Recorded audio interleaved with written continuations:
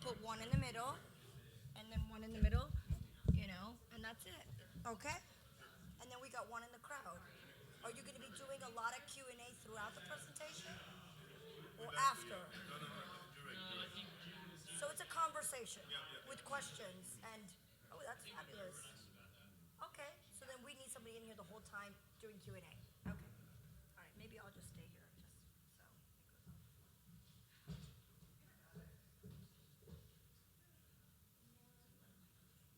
it goes on.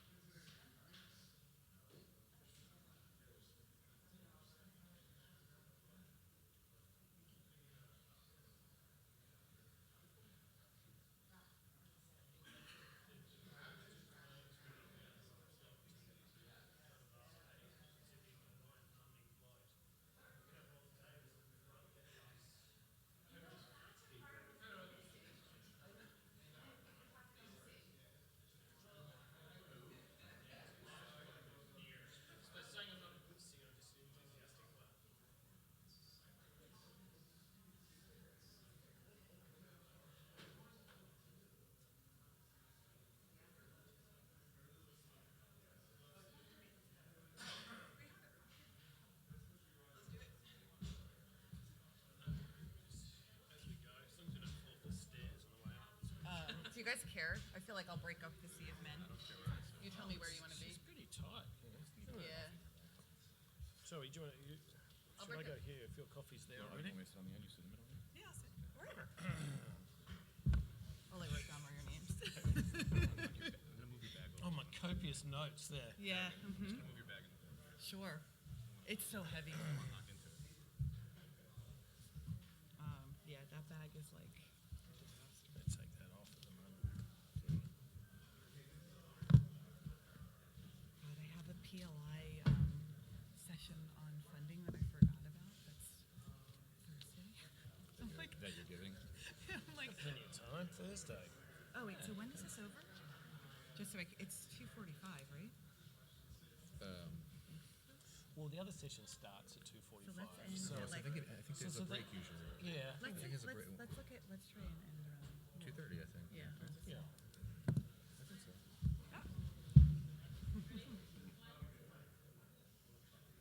Can I ask you? Wait, can you do me a favor? Thank Can you. you take one of mine? Thank you.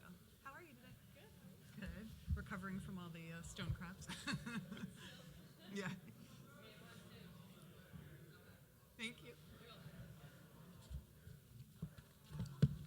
Alrighty. Shall we?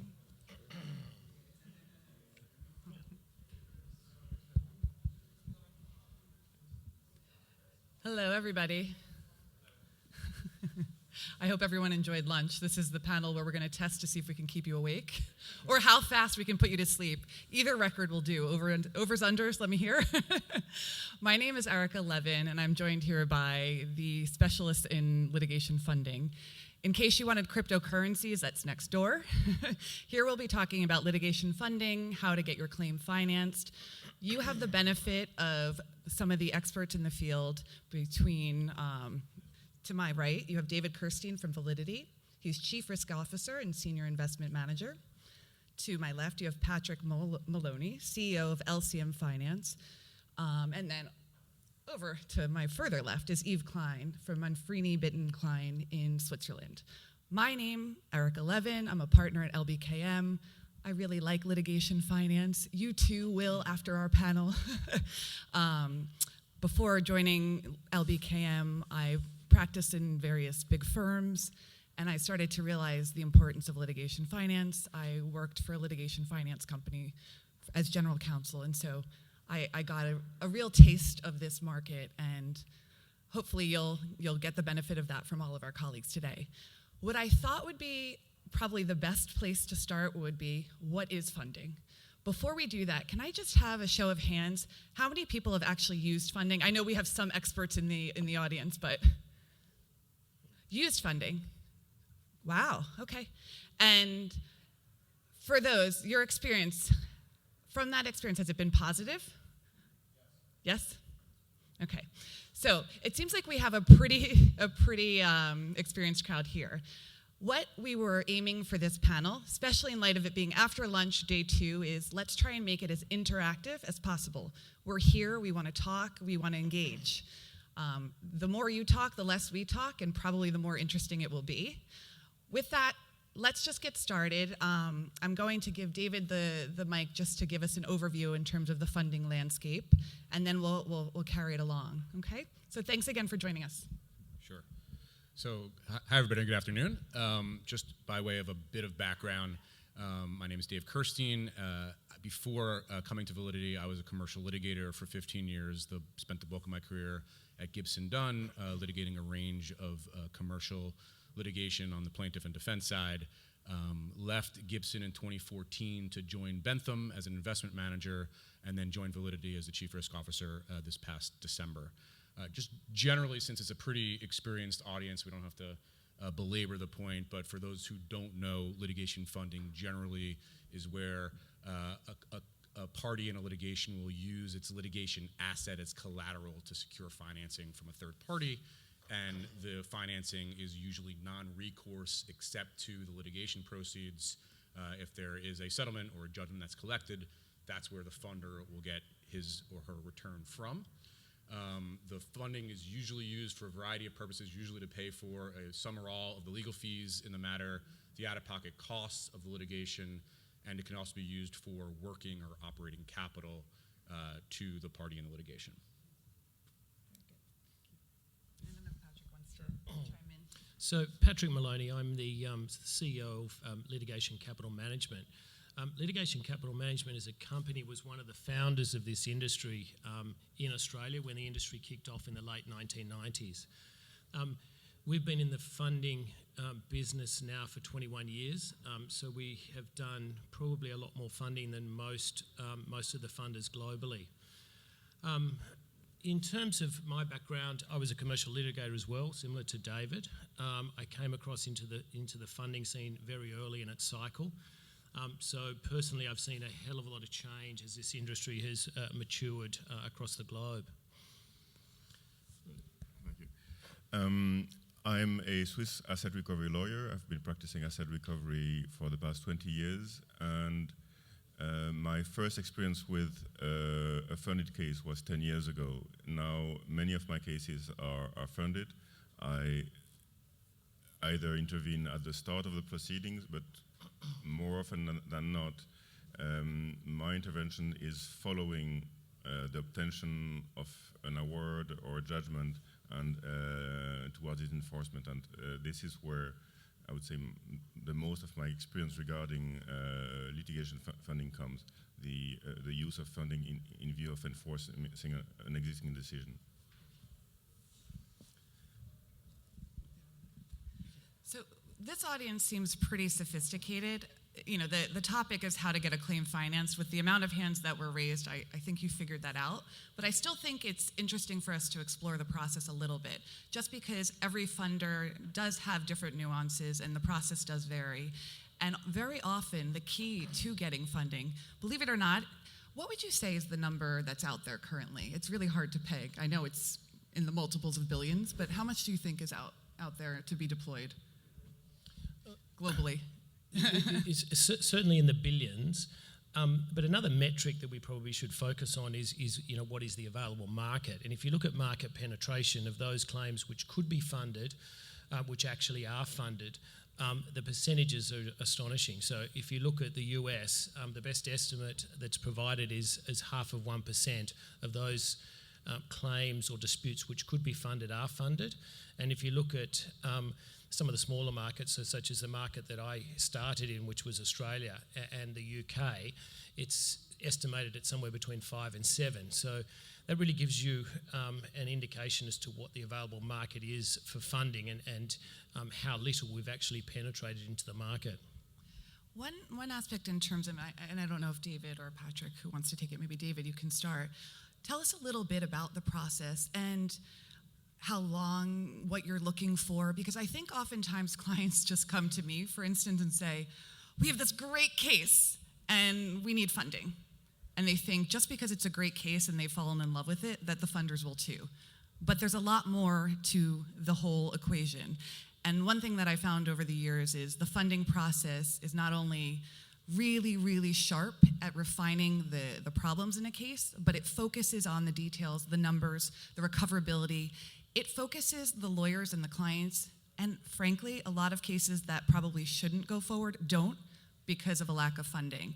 And so I think that there's been this misperception out there that, oh, funding is tied to only impecunious claims that might raise the number of frivolous cases. In fact, it's an investment, right? It's an investment. And we have savvy investors. The only difference is they're investing in claims. And so they're not gonna put money unless they know it's going to be a good case. But I would love for you to talk just in terms of the process, the evaluation, and or what you're looking for from lawyers and or clients, and maybe the distinction between the approaches. Sure.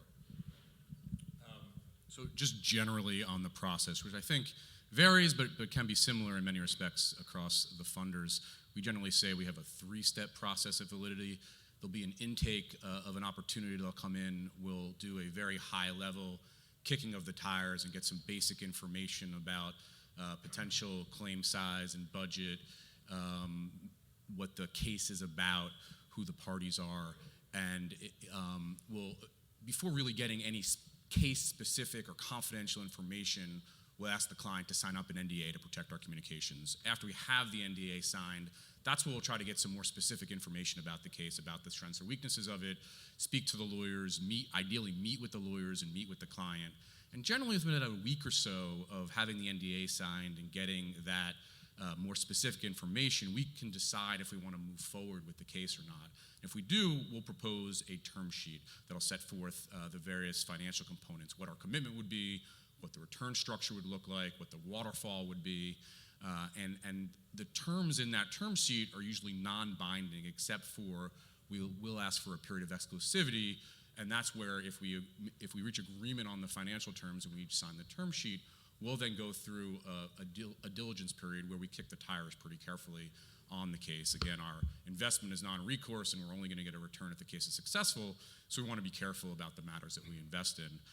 During that diligence period, we'll usually try to diligence things in-house as much as we can. We're all former litigators, all the investment professionals at Validity, and many of the other funders operate like that as well. Some don't. If there's an outside area of expertise, we'll bring in outside counsel to help us with the diligence. within about a week or two of getting into that heavy diligence phase, we'll know if we want to move forward or if there's something that's prohibiting us from doing so. And then we can say no, go or no go to the client, let them out of the exclusivity period if we're not going to go forward. If we are going to go forward, we'll have our counsel draft up the final definitive funding agreement. We'll negotiate that with the client with the aim of having a final agreement in place, having the rest of the diligence check out, confirm what we thought the case was about, what the strengths and weaknesses were, and then hopefully be able to reach agreement on the funding agreement, take it to our investment committee for final approval to enter into the deal. And then we'll get into sort of the monitoring phase. Some of the things that we look for in diligence, which was another part of your question, of course we're looking at the merits. Of course we're looking at collectability, who the defendant is, can they pay a judgment, or is there going to have to be a whole judgment enforcement and collection effort after the case is resolved? Who our counterparty is, who we're going to be sort of getting into bed with here in a pretty close and important relationship that is not a partnership but is almost like a partnership. And so we'll do diligence on who our counterparty would be, who the trier of fact is if we know that. And you know, what really helps when a case comes to us is that it's brought to us and there's a good story involved. There's a good game plan as to how to get the ball across the line, and it's not just I was wronged and I have the case and it's worth $1 gazillion, because we often see that, you know, full stop.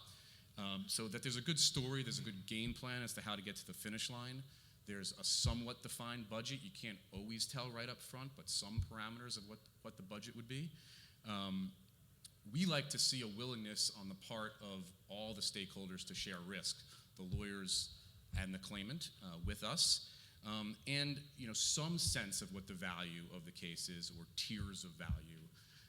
And then finally, it's helpful to have candor from the lawyers and the client on what the strengths and weaknesses, but particularly the weaknesses. You know, typically we're getting opportunities that come to us, and every opportunity is the best case ever. It's worth $1 billion. It's going to settle in 2 weeks. But it's, you know, it's helpful to have a meaningful discussion about what the real hurdles are, because there are real hurdles in even the best case.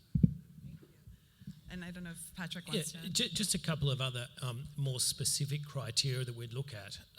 These are all very basic and intuitive, and I think if practitioners are thinking about what a funder will take into account when making an assessment as to whether to invest in a piece of litigation or arbitration, it's pretty easy for them just to consider whether they would invest in it and what factors that they would look at. So to go through a criteria, and this is not exhaustive by any means, but we're first of all looking for cases where the law is relatively well settled. So we try and avoid very uncertain areas of the law. It's not our business model to be making new law and to have a particular decision travel up through the judicial process through various levels of appeal. That's not appealing to us at all. So we're looking for areas which are relatively well settled. The second criteria that we probably look at is that we are very much more focused on claims which are reliant upon documentary evidence, as opposed to taking the risk that someone's oral testimony will be accepted by the court or tribunal.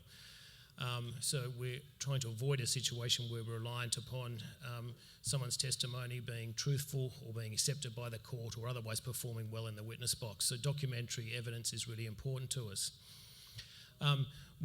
David mentioned recovery, so we're very focused at a very early stage of seeing a clear pathway to a recovery or a source of money, and that might direct us towards a policy of insurance which stands behind defendants, or otherwise a defendant that has the means to satisfy a judgment along the way. And then we, after that, apply sort of economics to this process to make sure that the relationship between your legal spend and your damages outcome makes sense for everyone, so everyone can participate in this process whereby the funded party gets a decent recovery, as well as the funder, as well as the lawyers. And finally, and again, no startling information that you wouldn't have thought of, we're looking for a team of lawyers or attorneys or solicitors, depending on which jurisdiction we're in, that have the requisite experience and to pursue the claim with some vigour through the court system. Now, people might think that that's obvious and that would happen in every case, but it actually doesn't. So we often get applications for finance or providing a funding source, and in those jurisdictions where there's an adverse cost risk and indemnity to cover that risk off, where all of our other criteria might be met, but if we don't have confidence in the legal team that they're going to pursue that in a timely fashion through the court system, we'll pass on that investment. And that requires probably a very significant level of discipline in what we do. Thank you. And I was hoping Yves could comment in terms of your experience in applying for funding, using funding, and also giving us the perspective from the civil jurisdictions. We're a little common law dominant over here, even though we've worked in a lot of different jurisdictions. And the funding landscape is definitely different depending on whether you're in civil and common. And I'm very, very aware that common law encompasses different things. But we're just using it generally. But Yves, if you could give us your perspective, that would be great. So, I would say that there are probably two particularities of the civil law jurisdiction systems in terms of litigation funding and the underlying asset recovery proceedings. The first one is that there is very little case law and no regulation at all regarding litigation funding. In Switzerland, for example, we only have two Supreme Court decisions, one from 2004 and the other from 2014, which just state that litigation funding is allowed and actually is recommended. The 2014 decision stated that it was now a professional duty from the lawyers to inform their clients about the possibility of getting funding for their cases. And second, the way Swiss courts have decided to somehow regulate or monitor litigation funding is through the professional duties of the lawyers. It is the most important principle that are in place regarding the use of litigation funding are based on the professional duties of the lawyer to be of independence, of being faithful to the client's duty, to the client rather than to the funder, etc. The other specific aspect of civil law jurisdictions is, as the panels yesterday on value recovery have described, is the preeminent use of criminal proceedings in view of obtaining evidence and obtaining very wide freeze orders. This has several impacts on litigation funding. One of them is that some funders have not heard of the use of criminal proceedings in support of asset recovery, and therefore are concerned that those proceedings are going to be used to exert undue or even unethical pressure on the defendant. The other issue is one of standing. Only the person or company that has been directly harmed by a crime may participate as a plaintiff, as a partie civile in the criminal proceedings. This entails that it is not possible to assign the claim to a third party. So it is quite important always to structure the finance in a way that issues of standing will not arise. Thank you, Yves. And from my own perspective, in terms of my background is in international disputes, primarily international arbitration. So I've done a fair amount in civil and common law jurisdictions. From the common law perspective, it's really, really imperative that you have the NDA that David mentioned, the non-disclosure agreement. If you're practicing within the states, you have to be very careful, jurisdiction by jurisdiction, how you proceed. The case law is kind of all over the place. But the best advice, it's free, you get what you pay for. The best advice that I can offer is an NDA will usually be fine with a work product protection. There are some states that are coming out, I think there are 3 in particular, that are looking at introducing legislation that will allow a common interest protection to apply. Frankly, I think that sort of makes more sense academically, legally, but we've had case law that's kind of spawned throughout the years that wasn't necessarily in this realm that we're talking about in terms of litigation funding of sophisticated claims. And because of that, there have been some wonky cases out there. So word to the wise, be careful of the jurisdiction that you're going to be in. Make sure you tick the boxes. One question I have for my co-panelists, especially the funders, do you recommend, and does this may depend on who's coming to you, either the client, when you are dealing with a client, or even to a firm who's coming to you, do you recommend that the ultimate client seeks independent counsel for the review of the agreement? Is that something that you're seeing a change in pattern or behavior?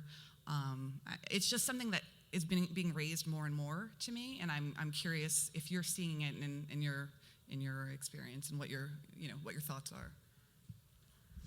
Look, just to give you a bit of background, so LCM was a funder that started in Australia.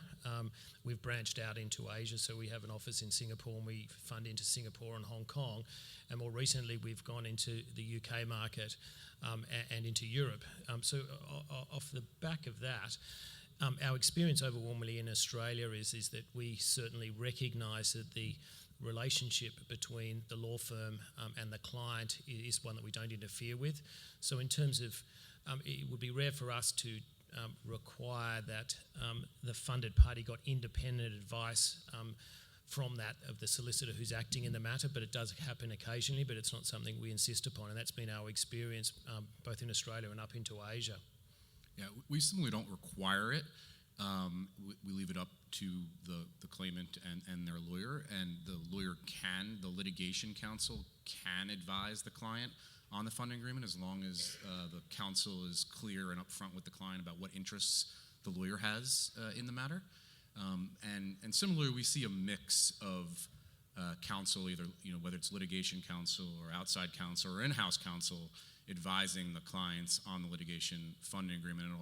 It'll often depend on how sophisticated or large the client is. Thank you. No, the reason I ask is I've seen not a tremendous number, but a few cases that are coming through arbitration that are actually over the funded agreements and enforcement of the agreements. And so the issue sometimes comes up in terms of, has this been reviewed by independent counsel or not? What I will say, from, again, free advice, if you are a lawyer that's involved in helping with the funding process with your client, get a waiver, and be as candid as you can in terms of, these are the options, these are my relationships, you're free to go to whoever you want, but this is what I can do to help you. I do know some of my colleagues throw their hands up and just say, you make the calls and let me know when you need me to come in. On the non-disclosure point, I just wanted to circle back, just giving you my sort of 2 cents. The disclosure issue is one that we talk about a lot. I participated in this task force, which was the ICA Queen Mary task force, and basically they were just starting a thoughtful discussion about funding for the arbitration set. And one of the issues that came up was disclosure, good thing, bad thing. And I think, frankly, it depends. It depends a lot, right? From my perspective, no problem with disclosure, especially in a civil jurisdiction, like Yves was mentioning. I practice a lot in Brazil. I'm a US trained lawyer. I'm from Brazil originally. And in Brazil, it's a civil jurisdiction. So unless there's a disclosure, no one knows that there's funding. And there's an institution, the CAMC-CBC, the largest domestic Brazilian arbitration institution, which has put out a recommendation since 2016 to disclose funding. What that has done has promoted settlement. It's incredible, because the second the other side knows that they're funded, they know they have a serious claim, and then they're inclined to settle. And for a jurisdiction that is not usually inclined to settling, that's pretty interesting. So what I think would be helpful is just to kind of give the jurisdictional perspectives, because we have some of the globe covered, not all of it. And to the extent that you have questions or insights from the floor, we welcome that too. But I don't know who wants to kick off, if you want to give some from Asia or however you want. Yeah, I can start down in the Southern Hemisphere. There's 2 different propositions here in terms of disclosure of funding. The first one, in terms of arbitrations, international arbitrations, it's pretty clear that there is a need for disclosure there, because you've got arbitrators who may have to disclose an interest in respect of the funded party in some way or another, whether they've advised or what have you, because they're often practitioners that come out of a similar sphere. So there's obviously a need for that. So that's pretty well covered by most of the rules across the globe in terms of arbitration. In terms of litigation in Australia and the jurisdiction which I'm most familiar with, We have an obligation in a class action regime to disclose the existence of a funder, not necessarily the commercial terms, but the existence of a funder. Beyond that, there's no obligation to disclose that a funder is backing a party. But overwhelmingly, our approach to this has been that we don't really have any problem with the fact of disclosure, and it does often bring about an earlier settlement than would otherwise occur. It does have the effect of levelling the playing field. And we were very recently involved, came in quite late to an arbitration with a sovereign state, which was being held in Australia. That particular piece of arbitration had been on foot for 2.5 years, and clearly the strategy was to run the claimant out of funds, which worked. We came in as a funder pretty late in the piece, but that matter resolved itself within 2 months of us coming in and publicly backing that piece of arbitration or that arbitral dispute. So it very much does have the effect of levelling the playing field and taking away that perceived advantage. So, wow, this is a big topic that you could probably spend a whole seminar on. But a few points. I guess in the U.S., as many of you know, there are 3 different levels of where there could be disclosure rules. There's the federal level, the state level, and then individual court level. There's no current requirement at the federal level that there be disclosure. There's a push right now by the Chamber of Commerce to amend the federal rules to require there to be mandatory disclosure at the outset of the case, which I think is not required, in part because courts already have the tools necessary at their disposal to require a funding relationship to be disclosed if it's necessary or relevant, which in the vast majority of cases it really isn't. At the state level, there are a few states who have implemented rules about mandatory disclosure, such as Wisconsin. So you should be careful, depending on what state you might have a case where you're considering funding, to look at the state rules. And then there's individual court rules, most notably a couple of years ago now, the Northern District of California initially proposed a new rule to require the disclosure of funding in all cases, but it was so broad it would have swept in the disclosure of contingency agreements, for example, which I don't think they intended. And they ended up ratcheting that back after they received comments, and they just amended their standing order to require the disclosure of funding in class actions or other similar representative type actions, where there is sort of a separate argument there that the court has a duty to the class to oversee what kind of financial arrangements counsel might have, and so there's sort of different arguments in that sphere. One of the problems, or several of the problems, if there was to be mandatory disclosure, is that oftentimes we generally, as a matter here in the U.S. at Validity and at my former company Bentham, will stay in the background and stay confidential when we're a funder, unless all the stakeholders agree that it's beneficial to the case to come out and disclose that there is funding, which there can be in certain circumstances. But the reason that we stay in the background is often when funding is disclosed, it ends up resulting in a huge discovery sideshow where the defendant then subpoenas the funder and goes after all the documents that were exchanged, and of course always tries to go after the funding agreement so they can figure out exactly how well or not well capitalized the plaintiff is. And that's really not fair, and would give them an unfair advantage to be able to get that information. So it can ratchet up the costs if it's a mandatory disclosure requirement. Secondly, if there was a mandatory disclosure requirement, by knowing who does have funding, defendants would get insight into who doesn't have funding, which is also unfair. As many of you know, I came from a large firm, and strategy A, if you knew that your adversary was undercapitalized, was to sort of drown them in paper and motion practice and discovery, and that's not really fair, not really how litigation would be decided. So it would be unfair to give defendants that further advantage over on top of the advantages that they already have if there were to be a mandatory disclosure rule. I just should add to that, LCM has an additional layer of disclosure which it needs to consider. LCM was formally listed on the Australian Public Exchange in terms of its equities, and is currently listed on the London Stock Exchange. So we have another layer of disclosure which we have to give some thought to in terms of materiality and continuous disclosure obligations to the public markets. So we with due regard to confidentiality and the like, have to juggle those disclosures as well. So one aspect, and maybe Yves can comment and then the rest can. One aspect that I think is really interesting, and I've seen firsthand how helpful it is, especially from a boutique practice. I work at a boutique. I was formerly with big firms.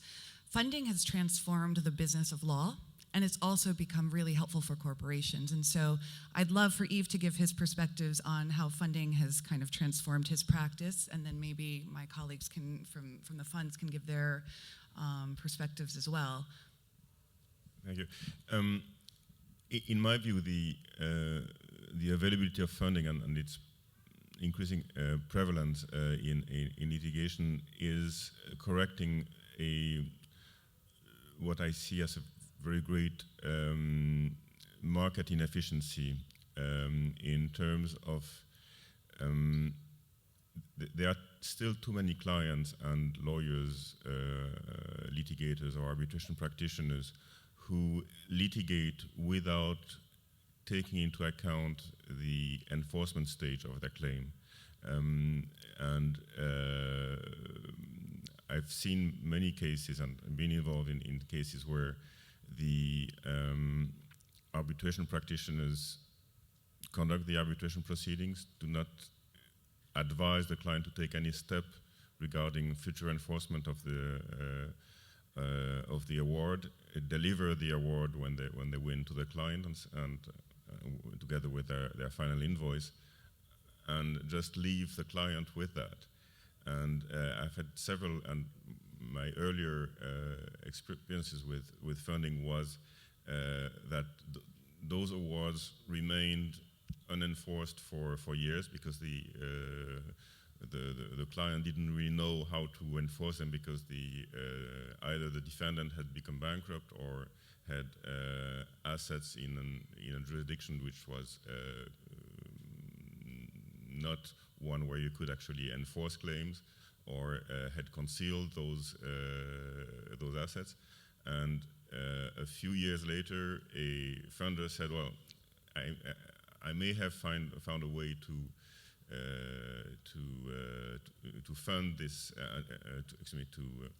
to enforce this award, and taking a proactive approach and proposing to the client an enforcement strategy. This may include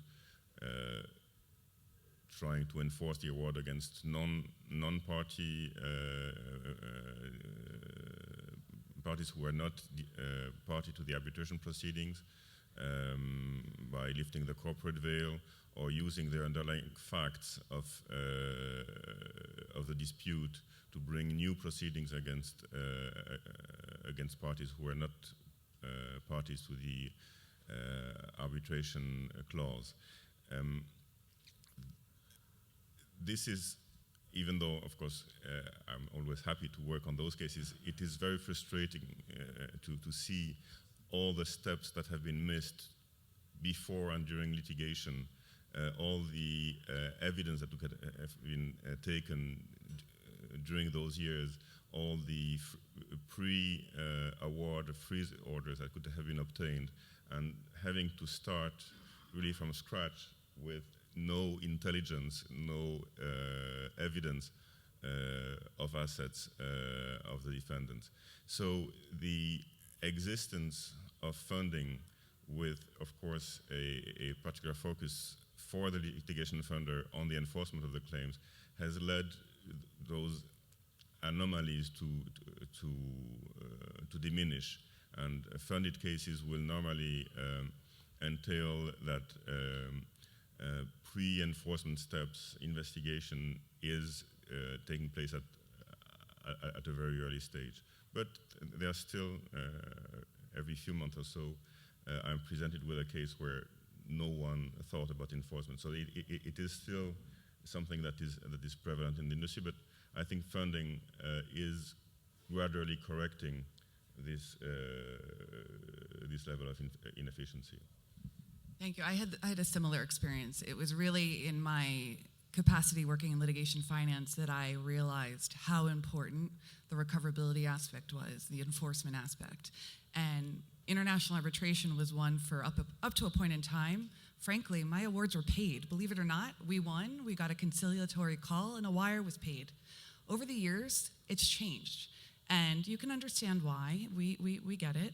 But it enhances the importance of thinking smart in terms of assets. Where are the assets? Where are you ultimately going to enforce? We're in a global play here, right? We're doing international work on a global level. And so we want to make use of all of the assets and tools that we have. And the key, too, is with funding, it forces that thought process. I don't want to digress too much in terms of the enforcement speak. I do want to give my colleagues a chance just to speak in terms of whether it's enforcement or just the business side. So I'll let David go. Sure. So we've certainly seen an uptick in requests for funding to enforce judgments. We've long seen cases presented at all stages, both pre-litigation and at the end when it's in the appeal stage and the enforcement stage, and there seems to be more and more requests for funding of enforcement efforts or to purchase claims outright. But what the biggest change that I've seen since I've been in the industry, again, I sort of started in 2014, which was probably sort of the end of funding 1.0 in this country. And at the beginning, when I first started in the industry, almost all the opportunities that we were seeing were David versus Goliath kind of opportunities, small companies without the capital needed to fund the case and be on the same playing field as the big guy who would come to us to help level that playing field. And most of the firms that we were dealing with were smaller boutique litigation shops or firms that were really used to taking risk in cases. And the bigger firms, we weren't targeting them. They weren't really interested in talking to us very much at that time. They didn't really think they needed to deal with litigation finance at that time. They had clients who were paying their hourly rates, and that was that. But as the years wore on, that's where we've seen a big change. Now, as many of you know, almost all of the AmLaw 100, 200 firms in this country are, if not exploring, using, if not exploring litigation finance, both because their clients are asking them to take on more risk in cases, as you may have experienced, or because they recognize that it's a way for them to gain new clients that they wouldn't have otherwise been able to take on, or to put some measured amount of their investment time at risk and be able to earn a multiple on that time, as many of the funders have, in a way to sort of increase or enhance value for the lawyers. And then third, more recently over the past couple of years, we are getting more and more opportunities and more approaches directly from larger companies that do have the capital to finance their claim if they wanted to, but they'd rather use their capital to make their widgets, or they're used to financing big projects and utilizing sort of project finance to finance a factory. This is just another project that they can finance. And there's also some accounting benefits to the larger companies.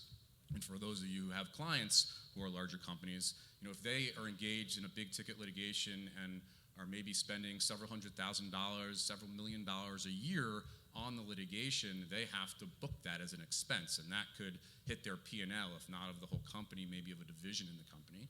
But if they use litigation finance, they can take that spend, off their books, which could meaningfully help them. They can't book the litigation asset as an asset, which it kind of really is an asset, but they can't book it. And so sometimes that sort of those rules lead to companies not bringing claims or giving up on claims because it's just not beneficial to them if they're trying to improve their finances. Maybe it's a portfolio company of a private equity company, and they're trying to increase the profitability of the company, but it gets involved in a litigation where it lost meaningful revenue, a competitor wronged them. They might not be able to bring that claim because it's going to hurt the ultimate game plan of the private equity sponsor to raise the value of the company. But they can still bring that claim by using litigation finance and not have it hit their books and their profitability, and so there could be a real benefit there. And so in part for those reasons, we're seeing a much larger increase in reach outs from larger and larger companies. Look, I wouldn't add too much more to that. I mean, I've been in this industry for a long time, so I've seen it since its inception, since the days when particularly the larger law firms regarded us as practicing some sort of dark art, through to a more wide acceptance of us, and indeed moving towards a partnership between funders and the very large international law firms. There's also been a significant increase in the sophistication of the products that we're providing. So when we started out as an industry, we were providing typically just one product into the market. Now very much you'll find funders, particularly ourselves, providing a very bespoke product to try and address the needs of the funded party, whether it be a corporation or an individual or an insolvency practitioner. So I won't encroach upon the next talk, which is focusing on some of these developments that are coming into the funding market, but we're seeing very much a sea change where particularly corporates are giving consideration to using litigation finance and the products that we supply through choice as opposed to necessity, which is a very significant change in the market to where this started many years ago.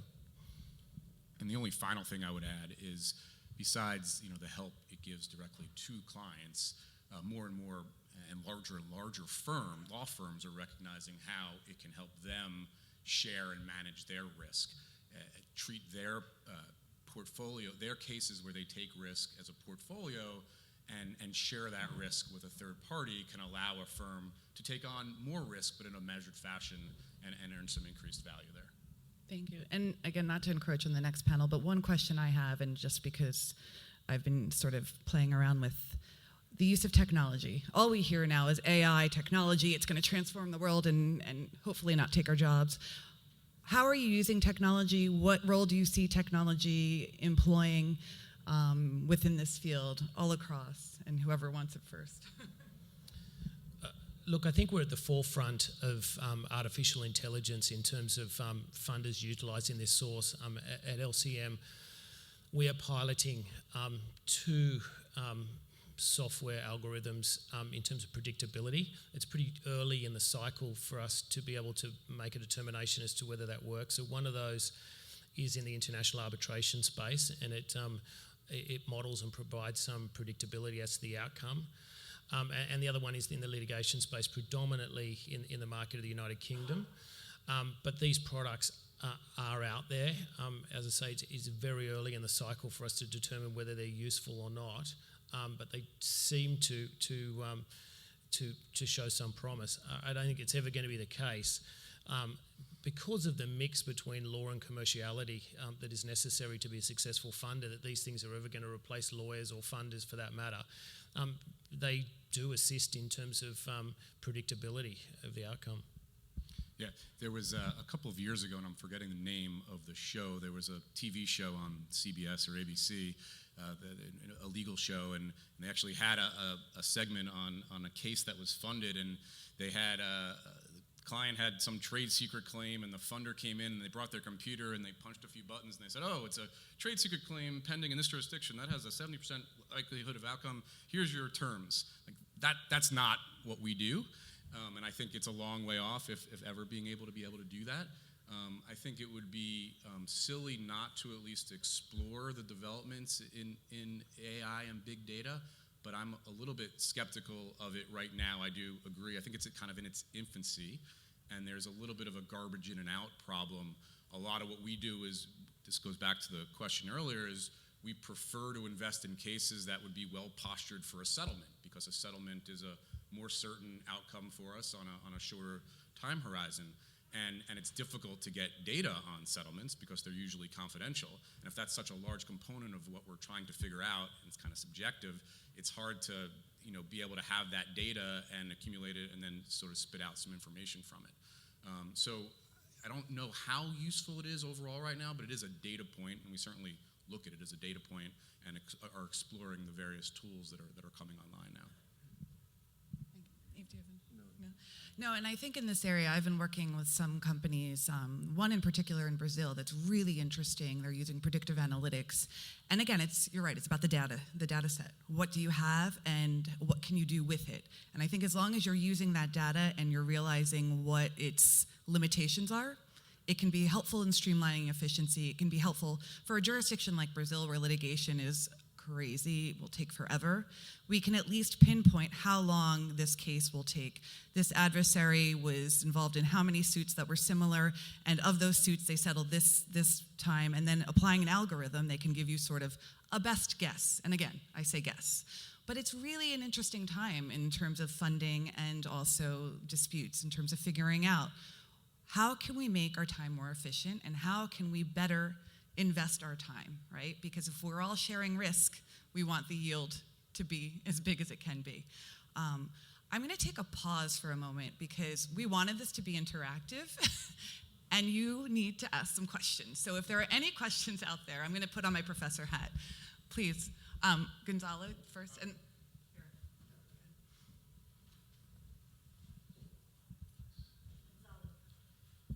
So one question I have, even though litigation funding is pretty universally accepted, there are still jurisdictions, even within the United States and around the world, that do have sort of archaic champerty and maintenance laws. Do you do your best up front to deal with these, but as you go into the enforcement world, have you run into any problems where you're trying to enforce a judgment that's been funded and that champerty and maintenance runs into that? Is first part of my question. The second part of my question is, to the extent that the agreements have choice of law provisions that are focused on jurisdictions where this is permissible, does that help alleviate that concern? that is an excellent question. And in fact, I've been working on an article on this topic. And when it was first proposed to me, I thought it was just academic. And in fact, I was studying Ireland, right? The jurisdiction of Ireland is one where you can look. In Persona is a case where there was a situation where the award was not enforced by the Irish Supreme Court because it was funded. Do I think that this is actually going to be a big concern? No. I think you structure appropriately. And I think your question in terms of choice of law, especially for arbitration where we have control, is one that is very helpful. But it is an interesting thing to be cognizant of. Again, there are benefits to practicing internationally and across different jurisdictions, but we have to be savvy in terms of our selection of the law and know what's coming down the pipe. And eventually, we want to transform that award or that judgment into money. It doesn't look that pretty framed. It's not worth it. But I want my colleagues also to weigh in because I'm sure that they've had experiences and have some insights on that. It's a great question. Thank you. Again, just going back to where litigation funding started, which is back in Australia, during the period when LCM started funding right up until 2006, when the highest court passed judgment that it was not an abusive process, notwithstanding the doctrines of maintenance and champerty in Australia, whichever state they applied.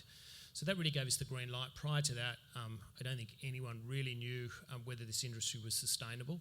And it was very much at or around that time when that challenge took place that it spread out in a meaningful way across the rest of the world. So interestingly, having provided funding into Australasia for 21 years now, we've had our first challenge in the state of Queensland in relation to maintenance and champerty very recently in the last couple of months. We have a Queensland practitioner all the way from Australia sitting in the audience who might be able to talk with more authority on this, but we do have a challenge in relation to that which kind of came out of the blue for us.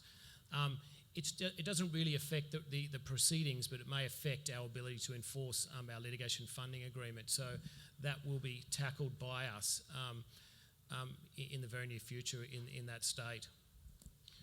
So I don't have a lot to add on the international context, but in the U.S., where I've had a lot of experience, and maybe some of you have heard me or others say this before, there's about 30 states now in this country where champerty and maintenance are no longer a problem. The rules have either come off the books or they've been interpreted in such a way that the type of funding that we do is not problematic and would be acceptable. But there are 20 or so states where it is either prohibited or problematic, and we're pretty conservative about trying to stay away from funding into those states. There are sometimes you can structure around it by choice of law provisions, as you mentioned, or by sort of doing the dance of having a contract negotiated in a state where it's permissible and having the claimant come up to the state to sign the agreement. That will help you in some cases. Sometimes you can also structure around it by having a funder actually buy an interest in the claimant, so they're no longer a third party, but they're just a shareholder of the claimant. But you still have to be careful. In some states, we were recently looking at Alabama, for example. They have some problematic champerty laws, and the courts there do not recognize the choice of law provision in a funding agreement. That's and right. So you're pretty much stuck if you're funding in Alabama. Now, there's two things to look at. Is the champerty and maintenance rules, is it a defense to the action, or is it just a defense to the funding agreement? In most cases, it's just a defense of the funding agreement, so it's a risk if the funder can decide whether they want to bear. We usually don't want to bear that risk. But it may not be a defense to the action and would sort of upset, a judgment you might get in that particular state. But then there are a handful of states where it still is. And I mean, we could talk about this a lot.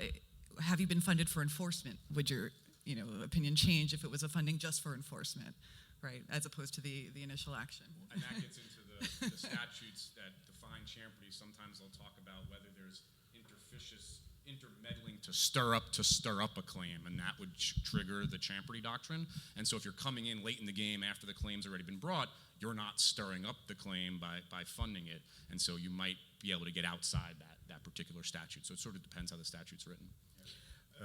We had recently a case that is still ongoing, actually, where we wanted to obtain disclosure of a Yahoo account. So we had to go to Ireland. However, because the case was funded, we couldn't actually use funding for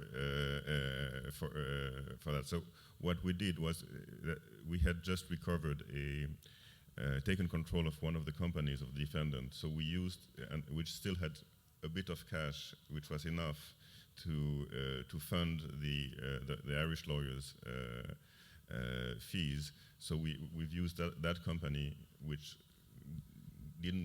was not contaminated by funding to pay for the fees and to obtain the information we wanted. Thank you. This gentleman up front. Oh, sorry. Okay. Thanks. Just 2 points. One, outside of this country, but in English-speaking environments, English common law, rooted champerty maintenance, 2 points. I don't believe that a choice of law provision will avoid the issue because it is a rule of public policy. So if you're taking your case or your venue into an environment where the rule of public policy is such that champerty shocks the conscience and the court has the jurisdiction to stay the proceedings for an abusive process, in addition to there being questions about the validity of the funder's agreement. Second point, there is a huge difference in English common law between enforcing a judgment or transferring ownership of a debt, of a liquidated debt. Because since the Judicature Acts in the late 19th century, you've been permitted to have a market in debt. That's why you have chattel paper, promissory notes, guarantees, judgments can be bought and sold. As one English Court of Appeal judge said in the 1940s, like a debt is like a bale of goods. So once you get to enforcement, in English law at least, it should not be an issue. What is regulated under English law are the assignments or the funding of bare causes of action for unliquidated sums of damages or other forms of monetary compensation, equitable damages, restitution, what have you. And it's in that area that you have to be cautious. And under modern English common law, as long as the funder doesn't control the proceedings, doesn't take an outright assignment, only an assignment of proceeds, and is good for his share or her share of adverse costs equal to the measure of the risk that they put the other side at in terms of the measure of the funding involved. So ergo, if 10 million of funding goes in and I put in 1 million of it, I should be good to pay 1 million in adverse costs plus the 1 million I've staked into the case on own costs. If you just follow those two simple rules, you should be good to go. There has been an erosion of that proposition, though, the last one that you just made, in relation to a cap on the funder's liability. There's just been a recent decision in the UK that said it shouldn't necessarily be capped at that level. And just one point, thank you for those 2 points. And in terms of the enforcement and the public policy angle, under the New York Convention, if you're in the arbitration sphere, the public policy exception under the New York Convention Article 5 would be the route that would be taken, right? And try as they may, public policy is not interpreted harmoniously internationally. So there is that risk, and you're right. And it remains to be seen. One of the other problems, data points, is it's very hard to know what's going on with arbitrations and enforcements unless there's an issue, and depending on jurisdiction, because at the enforcement phase, you will have information, at least in the US for the most part. But it's hard to get the data on that, but it remains, I'm watching, but thank you for that point. I don't know if there are any other questions. Go ahead, sorry. So David brought up that disclosure of the financier can lead to a flood of discovery requests. Could the panel expand a little bit more upon what the dangers of claim funding can, what are some of the dangers that claim funding can pose to, for example, attorney-client privilege and other defenses? Sure. So as an initial matter, when we're seeking information from a potential funded party or their counsel, we intentionally never ask for or never want to get attorney-client privilege material because that protection can be waived if it's shared with an outside party. We do seek to get work product, though, and that should be protected in most cases if you have a robust NDA in place and you've had the NDA in place before you share the information. There's pretty universal set of cases that have developed over the past few years that hold that proposition that if you have the NDA in place, you can share the material and it's protected. There is an outlier case recently in Delaware last year where they found that the material had to be produced, but there they did not have the NDA in place when they shared the material, and they tried to rely on the common interest doctrine instead of the work product doctrine to protect the material, and they ended up having to produce it. So you have to be careful about the sequence and upon what doctrines you rely upon, and you have to be careful about attorney-client privilege material. That certainly can be waived if it's shared. Thank you. Sorry. Sorry, just a quick follow-up. Could you say the name of the case out of Delaware, if you know it? I'll come back to you on that. I don't know what it is off the top of my head, but I'll send it to you. But really the key is the non-disclosure agreement and keeping the document flow. This is in the US. Keeping the document flow to a minimum until you're at that point where you're protected. And then the other thing I would add is when those discovery disputes escalate, the question is always relevance. We've had scenarios where people are digging for information. It's clearly a fishing expedition. And they're looking for, oh, will you approach this one? You approach that one.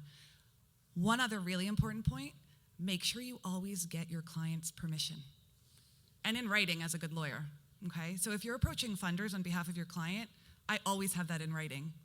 I'm approaching this one, and just because I actually will do the approaches sometimes for those that are not the hands-off. But this is an area that it's very jurisdiction-specific within the states. And we're continuing to see the case law develop. I don't think it's as much of a concern as it used to be. And the judges from the cases that I've seen are coming down pretty hard. In arbitration, it's the same as well. What it will invite, the disclosure will invite a security for cost debate. And Patrick referred a little in terms of, what's available to ameliorate those concerns in terms of ATE insurance, this, that, or the other. But just to know what's coming down, the pike, it's helpful. So thank you for your question. Do you have another comment? Anyone else have any other comments? I know that it's getting a little bit late. I want to give one more chance if there are any other questions in the room, and otherwise, I'm sure everyone needs caffeine. Any other questions? Sure. This is sort of a look towards the future. It was recently brought to my attention that there was at least one entrant to the marketplace focused on defensive funding. And from the perspective, I think it was an outfit out of Dallas that was focused on corporate class action, which it sort of struck me almost like an insurance type product. I just wanted to kind of get the panel's view on whether that might be a potential future.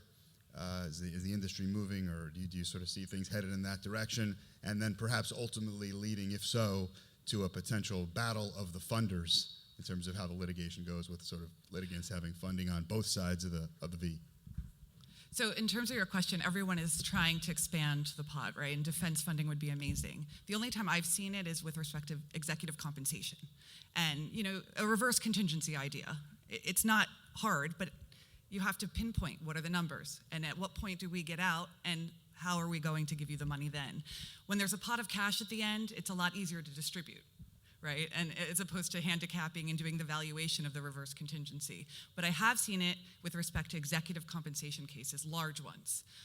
And this is an area that continues to, I guess, attract attention. I know David's chomping at the bit, and so is Patrick. Go ahead. The obvious difficulty associated with defence funding is the pricing of it and how you peg that and how you measure that. And secondly, in terms of the efficiency of it, it's probably not as efficient use of someone else's capital because you're really just deferring that cost into a different period. We do provide defence funding at LCM as part of a portfolio for a corporate. So a corporate might come along to us and say, look, we've got 5 or 6 large claimant claims, and we extract the value out of those claims in order to provide a source of capital to defend. So you're providing a complete solution to that corporate's litigation spend. So we certainly do it in those circumstances. I'm not sure that we have yet come across a situation where we've had a litigation funder on the other side of that, so we're funding both sides of it, but I'm sure it will come up. Yeah, I don't have too much to add to that. Defense funding has sometimes been described as sort of the holy grail of litigation funding because it may open up a huge new market. I do think that the easiest way to do it coming down the pike as more corporates become interested in funding, as Patrick was saying, is basically what he described. I would sort of describe as using, if a corporation has the right mix of plaintiff side and defense side cases, they can use the value of their plaintiff side cases to finance a larger discount on the defense side cases by bundling them all together in a portfolio. The reverse contingency model, which some people have tried to use, and in some ways is simpler in theory, is actually, I think, hard in practice because what Erika alluded to, it can be difficult just when you have a defense attorney and a client trying to come to an agreement on sort of where does the contingency kick in, where is the threshold of success that I say I did a good job for you and I get to then share in the benefit. It's kind of hard to come up with that number, and then at the end of the day when you succeed for your client, you often have an unhappy client who has to dip into their pocket to now pay you instead of everybody dipping into that pot of gold together. So I think that's more difficult. As an offshoot of that question, I was also curious, to what extent, or if any, do you make working capital available with respect to the litigation claims? Yeah, often. It really depends upon the value of the claim at issue and whether it can support it. Going back to sort of the first question that we touched upon, we kind of have a rule of thumb that we usually will look to see that the true value of the claim, what you can kind of settle it for at the end of the day, is going to be worth at least 10x of what we're being asked to commit, whether it's for fees, costs, or working capital. And we have that metric so that there's room in there for us to get our significant recovery that we're looking for the law firm to get its recovery, because we usually want the law firm to be on at least some risk, and for the client to get a significant recovery. And we try to structure our deals so that the client is most likely to get at least 50 and hopefully closer to 60% of the proceeds. And just to have that all fit together, that's kind of where we have the 10x metric. So if it's a valuable enough claim, we can offer working or operating capital to the client. Yeah, as a matter of practice, it tends to be very difficult to achieve that on a single case funding model. But if you're doing a portfolio, it's not that difficult to unlock some of the value in a pending claim. And as I say, either use it for defence work or alternatively use it for working capital. I would have another question for actually our funders. You mentioned earlier the bundling of cases, of creating portfolios of cases for the same clients. I've seen also the bundling of insolvency cases together of several insolvencies in view of mitigating the risks of some of the cases which would, if not part of the portfolio, not get funding. Could you expand a little bit on that? Exactly the same principles would apply to an insolvency practitioner who's been appointed as an external controller of an insolvent company. That if there's a bundle of cases inside that insolvency appointment, a provision of finance can be made available to fund the entire portfolio of cases. And similarly, just in the same way as a corporate portfolio, if there's defence funding that arises out of insolvency, which often happens in relation to disputed assets, they can be funded as well. And those types of transactions have taken place, and we've provided them. Thank you. Any other questions? Going once, twice. Thank you so much for your attention. Hopefully this was helpful. Take care.